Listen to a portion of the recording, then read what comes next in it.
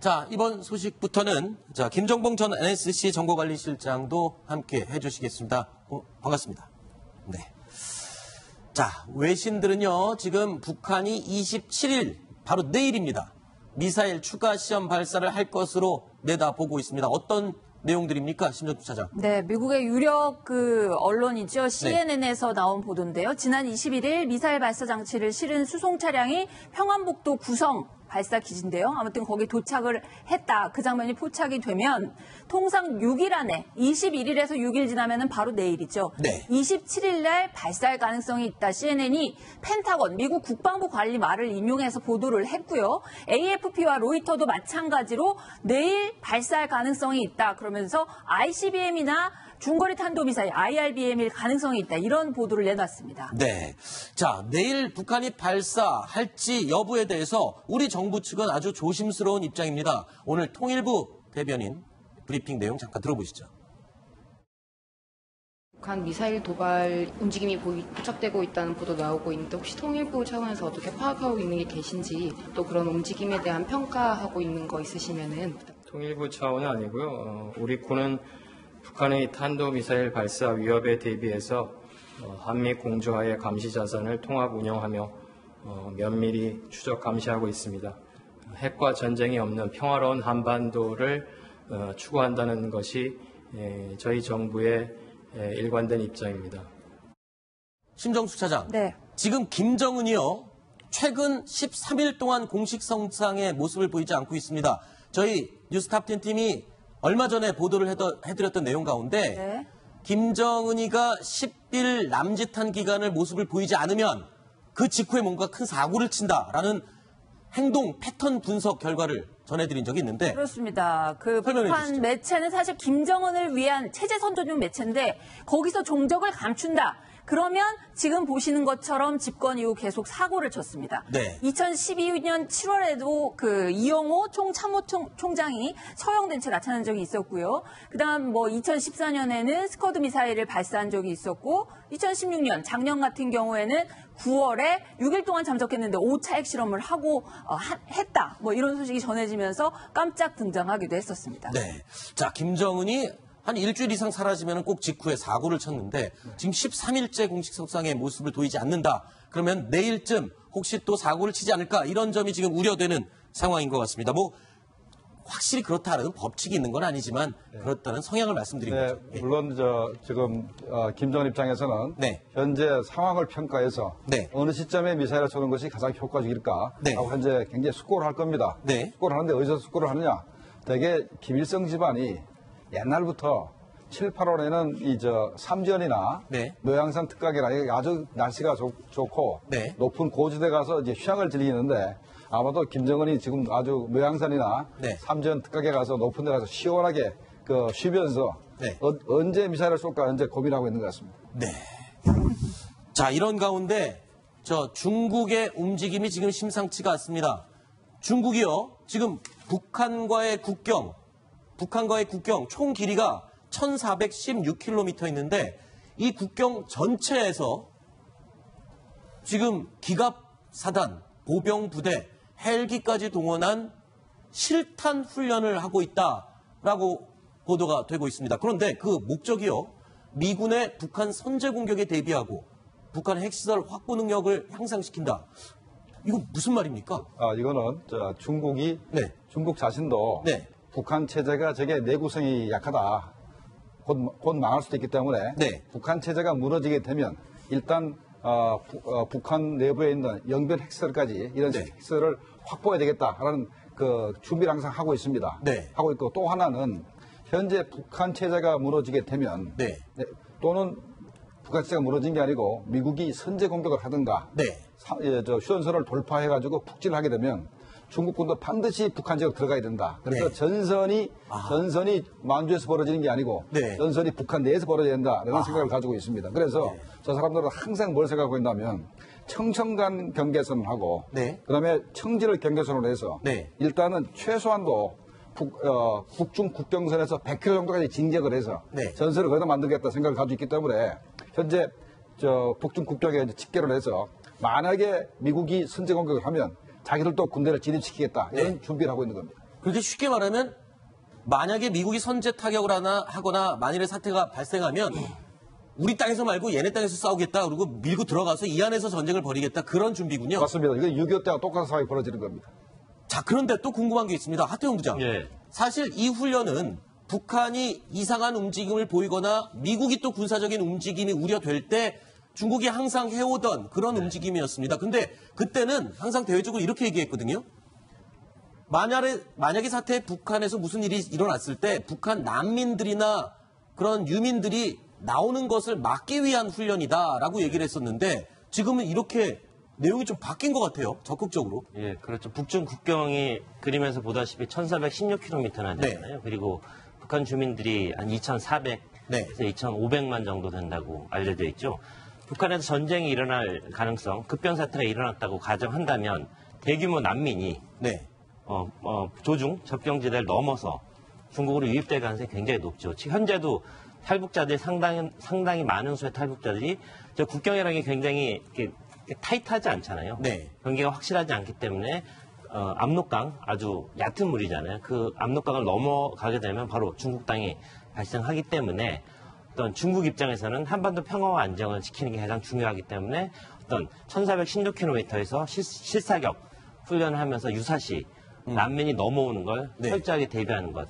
그것이 네. 현재로서는 시진핑 주석의 중국 체제에서는 가장 중요한 그래서- 급선무 과제로 보입니다. 네. 그래서 중국의 저 동향을 보면서 왜 중국이 우리 사드 배치 문제에 대해서 그렇게 강력히 비난했는지를 우리가 생각해야 됩니다. 네. 그러니까 중국은 어차피 미국과 한 번 전쟁을 벌여야 될지도 모른다는 각오를 하고 있는 나라입니다. 아하. 그래서 남중국해에서 벌어지든가 네. 아니면 일본과의 국경 영토 분쟁이 있는 센카쿠에서 벌어지든가 네. 아니면 대만 문제 때문에 대만 해변 전투가 벌어지든가 네. 아니면 현재 인도와 중국이 현재 굉장히 전투 상황에 있습니다 지금 네. 현재 강경히 대치하고 있는데 미국이 인도에 대해서 전폭적인 지원을 하고 있습니다 군사적으로. 네. 그래서 중국 입장에서는 인도와도 싸워야 되고 그다음에 일본과도 싸워야 되고 그다음에 미국하고 현재 대치하고 있는 상태이기 때문에 사드 배치에 그렇게 격렬하게 반대하는 것이고 네. 그다음에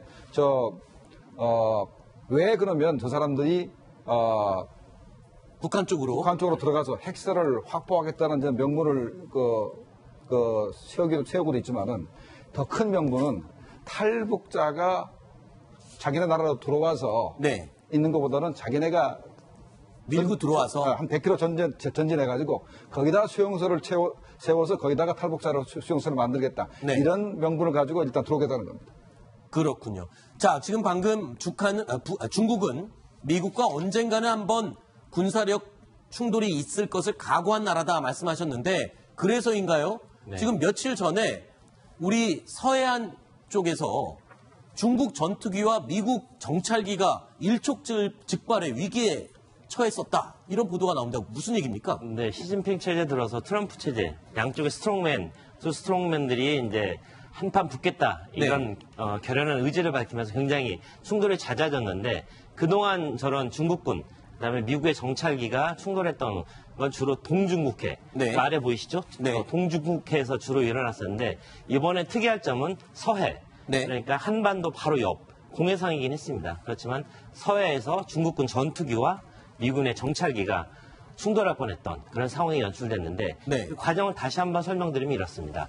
자, 미군의 EP-3 정찰기는 상시적으로 저 공해 지역을 정찰하는 임무를 띠고 있습니다. 네. 그렇기 때문에 저기를 정상적으로 임무 수행을 하고 있었는데 중국군 J-10 전투기가 뒤에서 네. 앞으로 미군 EP-3를 추월하면서 그 앞에 그러니까 앞에 서버린 거예요. 900m 앞에서. 그건 어떤 거냐면 고속도로에서 네. 차를 앞질러서 그 앞에서 급격하게 브레이크를 밟은 그런 상황이 연출된 거죠. 항공기, 전투기가 나타나서 정찰기 앞에서 그런 커버린 식으로 거죠. 진로를 방해한 거군요. 그렇죠. 900m라면 우리 일상적인 거리에서는 충돌할 수 없는 거리지만 마하 음속으로 달리는 그렇죠. 전투기 입장에서는 그때 브레이크를 잡지 못하면 충돌하는 그런 위협이 생기기 때문에 갑자기 항로를 선회해서 다른 공연을 빠져나간 그 사건입니다. 트럼프 대통령이 취임한 이후에 여러 가지 지시를 했었어요. 국가안보 보좌관하고 국방장관을 지시를 했죠. 북한에 대해서 선제 공격을 할 수 있는 그 준비를 항상 하라라는 지시가 내려갔기 때문에 미국도 그걸 해야 됩니다. 네. 그러니까 북한만 보는 것이 아니고 만약에 미국이 북한을 타격했을 때 중국군이 북한군을 도울 수 있는 가능성을 염두에 두고 네. 현재 중국군의 동향을 면밀히 감시해야 되는데 아하. 그 감시 자산이 바로 미군의 EP-3였습니다. 그래서 EP-3 정찰기가 동중국해에서 서해안 쪽으로 날아갔고 이것을 감지한 중국 전투기들이 갑자기 출동해서 제지를 한 그런 상황이 벌어진 거군요. 굉장히 위험한 상황 아니었습니까? 이 정도면? 만약에 부딪혔으면 중국 비행기가 떨어졌을 겁니다. 과거에도 EP-3와 비슷한 그 비행기가 중국군 그 전투기가 부딪혔는데 네. 미군 비행기는 불시착을 했고 네. 중국 전투기는 추락을 했습니다. 그래서 아마 그렇군요. 그냥 그들이 받았으면 아마 중국 비행기가 떨어졌을 겁니다. 2001년 부시 대통령 시절에 실제로 네네. 부딪혔었고요. 실제로 방금 김정호 시장이 얘기한 것처럼 EP-3는 불시착, 그다음에 중국의 J-10은 네. 떨어졌습니다. 네. 그렇기 때문에 중국과 미국 간에 또 한 번 일촉즉발의 그런 전투 상황까지 간 적이 있었습니다. 자, 이렇게 지금 한반도를 둘러싸고는 아주 첨예한 지금 긴장감이 감돌고 있습니다. 그래서 또 8월 위기설 슬슬 고개를 들고 있습니다. 내일 미사일 시험 발사를 하고 7월이 넘어가더라도 네. 8월에 또 굵직굵직한 핑계거리가 있다면서요? 김정은 입장에서 보면 도발을 할 수 있는 좀 정리를 해주시죠. 네, 그렇죠. 일단 내일이기 때문에 시청자 여러분들을 위해서 한번 정리는 하고 넘어가야 될 것 같습니다. 자, 보통 미사일 발사 주로 이른 새벽이나 아침에 네. 이루어졌잖아요. 그렇기 때문에 지금으로 치면 불과 12시간 이내에 네. 만약에 유사 사태가 벌어진다면 그때까지 발사가 이루어질 수 있을 것 같고요. 아직까지는 우리 정보 당국에서 미사일 시험 발사가 임박했다는 이야기는 아직까지는 나오지 않고 있습니다. 네. 자, 지금 황 앵커가 얘기했던 것처럼 7월 27일을 무사히 넘어간다 해도 네. 그 이후에도 역시 지뢰밭은 도사리고 있습니다. 네. 8월 15일 그때면 이제 북한은 조국 해방을 자기네들이 이겼다고 하는 우리는 광복절이라고 얘기하는 같은 그렇죠. 날이죠. 그날을 잡고 있고요. 그에 맞춰서 한미 간에는 을지 가디언 프리덤이라는 어떤 군사 훈련이 있습니다. 무조건 네. 방어용이죠. 방어를 상정하고 하는 건데 그동안 북한이 굉장히 그에 대해서 민감하게 반응해 왔고요. 다시 한번 저는 을지 가디언 프리덤 훈련을 빌미 삼아 군사행동에 나설 수 있다는 그런 관측도 나오고 그렇군요. 네, 그래서 현재 저기 패널에도 보면은 한반도 8월 위기설이라는 표현이 있듯이 네. 만약에 내일쯤에서 북한이 장거리 미사일을 쏜다 그러면 네. 이번에는 지난번에 쐈던 화성 14형하고 조금 다를 겁니다. 네네. 화성 14형은 물론 이 사거리 자체는 미국을 타격할 만한 것을 보여줬습니다만은 대기권 재진입 기술이라든가 하는 걸 보여준 적이 없기 때문에 이번에는 대기권 재진입 기술을 분명히 시연하려고 그럴 겁니다. 그러면 바다에 빠지기 전에 500m나 한 1km 상공에서 네. 재래식 폭탄에도 한번 터뜨려 보여줘야 네. 탄도 안에가 온도가 일정하게 유지돼서 기능이 정상 작동한다는 것을 입증할 수가 있는 것이고 네. 그다음에 또 하나는 지난번에 쐈던 것이 2단 로켓인데 사거리가 미국의 워싱턴 때릴 수 없다. 네. 힘껏 가야 알라스카하고 많이 봐줘봤자 서해안밖에 못 간다. 근데 수도를 때리지 않으면 의미가 네. 별로 없습니다. 그래서 워싱턴을 타격할 수 있는 3단 로켓 정도를 쏘는 거 아닌가 내일요? 하는 부분인데 네. 만약에 그렇게 쏘게 되면 미국은 가만히 있지 않습니다. 아하. 그래서 아마도 또다시 북한의 미사일 발사 직후에 미국의 네. 전략기구들이 한반도에 전개되고 네. 그다음에 요번 한미 을지 훈련 때는 미국의 핵추진 항공모함이 여러 대가 한반도에 포진해서 북한을 압박할 가능성이 있기 때문에 그러면 그렇군요. 북한이 가만히 있지 않겠죠. 네네. 그러면 핵실험을 하든가 아니면 또 다른 도발할 가능성이 있기 때문에 지난 4월 달도 한반도 위기설을 얘기했습니다만 네네. 이번에 또다시 한반도 8월 위기설이 나타나지 않을까 이렇게 네. 생각입니다. 지금 말씀대로라면은 내일 할지도 모르는 김정은의 미사일 시험 발사 미국을 상당히 자극할 것으로 예상이 되고요. 그리고 이걸 그냥 넘어가더라도 8월에 또 을지 가디언 프리덤 훈련을 핑계로 만약에 추가 핵실험이라도 할 경우에는 미국을 굉장히 자극할 것으로 예상이 됩니다. 지난 6월에요. 트럼프 대통령 북한의 이러한 도발에 대해서 어떻게 대응을 할지 살짝 언급한 부분이 있습니다. 한번 들어보시죠. If he does a nuclear test, I will not be happy. And I can tell you also, I don't believe that the president of China, who is a very respected man, will be happy either. Not happy mean military action? I don't know. I mean, we'll see. 자, 두고 보자라는 식으로 얘기를 했는데 지금 두고 보자. 저 군사 작전이 결국엔 김정은을 가장 긴장시키는 참수작전이잖아요. 자, 참수작전. 이른바 참수작전이라고 일컬어지는데 어떻게 되는지 좀 설명을 해 주시죠. 네, 우리 군에서 쓸 수 있는 거는 현보 1, 2, 3가 있고, 그러니까 현보 1은 사거리가 180km, 2는 ABC가 있는데 300km, 500km, 800km짜리가 있고, 현보 3는 그겁니다.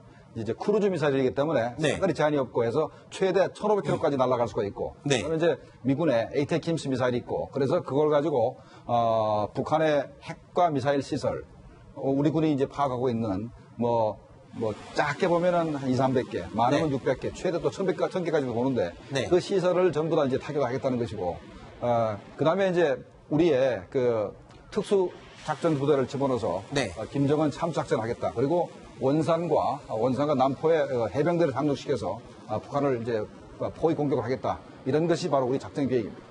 네. 자, 내일 지금 북한의 미사일 시험 발사, 지금 이 여러 가지 미사일을 북한이 많이 발사를 했는데 북한의 ICBM 기술을 미국이 지금 굉장히 우려하고 있지 않습니까? 그래서 과거에 조금 언급됐다가 사라졌던 네. 스타워즈가 다시 되살아나는 게 아니냐라는 미국 언론 보도가 나오고 있습니다. 지금 과거에 레이건 대통령의 얼굴과 타임지의 커버 저희가 준비를 해봤는데, 자, 스타워즈. 모르시는 분들, 기억하시는 분들도 계시겠지만. 스타워즈 하면 네, 아무래도 뭐 영화를 많이 연상하실 것 같은데요. 네. 뭐 레이건 대통령 영화배우 출신이라 그런 비유를 썼는지 모르겠지만 스타워즈 바로 별들의 전쟁이라는 뜻입니다. 소련이 그 대신 소련이죠. 소련이 이렇게 미사일을 쏘면 공중에서 이 날아오는 미사일을 맞추겠다. 전자우로 갔잖아요. 그런 식으로 어쨌든 모든 미사일들을 막아내면서 소련을 고사시키겠다. 이런 것이 실제로 스타워즈의 개념이고 MD가 그런 겁니다. 네. MD가 그런 거고 하나 여기서 북한 김정은이 반드시 염두에 둬야 될 것 있습니다. 지금 북한이 모든 체제의 역량을 다 동원해서 지금 군사력 증강을 하고 있잖아요. 근데 당시 냉전 말기에 어떻게 됐습니까? 레이건 대통령과 소련 이 같이 군비 경쟁을 해서 결국 망한 쪽이 어디였습니까? 러시아 완전히 망했고 네네. 엠파이어라고 했던 러시아는 이제 지구상에서 사라지게 됐잖아요. 그렇죠. 바로 그런 겁니다. 러시아와 지금 북한 경제력 비교할 수 없는 거잖아요. 그렇죠. 근데 저런 식으로 계속 하게 되면 미국의 압도적인 군사력, 경제력, 그다음에 군산복합체 힘으로 북한을 완전히 압살시키겠다. 네. 이런 신스타워즈 개념을 아하. 적용하겠다는 게 지금 미국 보수파들의 생각. 과거에 단순히 대기권 밖에서 날아오는 대륙간 탄도미사일을 로켓을 맞춘다. 그런 개념이 아니라 플러스 경제적인 개념, 그리고 모든 총체적인 전력이 포함된 뉴 스타워즈 계획이 되겠고. 간단히 얘기하면 따라올 테면 따라와 봐라. 네. 우리는 10배, 100배, 1000배 투자해서 너희들 죽이겠다. 그렇군요. 그러니까 레이저포를 현재 얘기하고 있지 않습니까? 네. 레이저포를 얘기하고 있는데 레이저포를 현재는 함선이나 네. 항공기에 실어서 쏘는데 그걸 앞으로 위성에서까지 아하. 위성에서 바로 쏴서 네. 대륙 사전을 마치겠다 네. 하는 그 개념인데 벌써 그 레이건 시절에 SDI라 그래가지고 그때 벌써 수립된 계획인데 당시로서는 기술이 부족했기 때문에 네. 그게 이제 무산됐는데 이번에 또 돈을 더 투자해서 네. 그걸 완성하겠다는 계획입니다. 저희 제작진 PD가 스타워즈 하니까 진짜 스타워즈 영화 네. 장면을 자료 화면으로 준비를 했는데 실제로 저기 스타워즈라는 영화에 나오는 레이저, 저 레이저를 이용해서 날아오는 대륙간 탄도미사일을 우주에서 다 격추시키는 그 스타워즈 계획, 그게 지금 다시 현실화될 수 있다. 네. 근데 지금도 벌써 레이저포가 개발돼 있습니다. 네. 그래서 현재 근데 출력이 약해서 현재 작은 것은 10kW고 제일 큰 게 지금 30kW입니다. 그래서 네. 뭐 미국도 가지고 있고 뭐 독일도 가지고 있는데 그 정도 가지고는 아직까지 대륙간 탄도탄을 맞출 수가 없고 네. 폭발시킬 수가 없습니다. 네. 여기서 맞출 수 있는 거는 기껏해야 드론 정도는 맞춰서 파괴시키는데 네. 앞으로 머지않은 장래에 네. 대륙간 탄도탄을 맞출 수 있는 네. 레이저포가 개발될 것 같습니다. 네. 그러면 값도 되게 싸게 격추를 할 수가 있겠군요. 알겠습니다. 자, 오늘 김정봉 전 NSC 정보관리실장님 그리고 하태원 국제부장 두 분 얘기는 여기까지 듣도록 하겠습니다. 오늘 말씀 고맙습니다.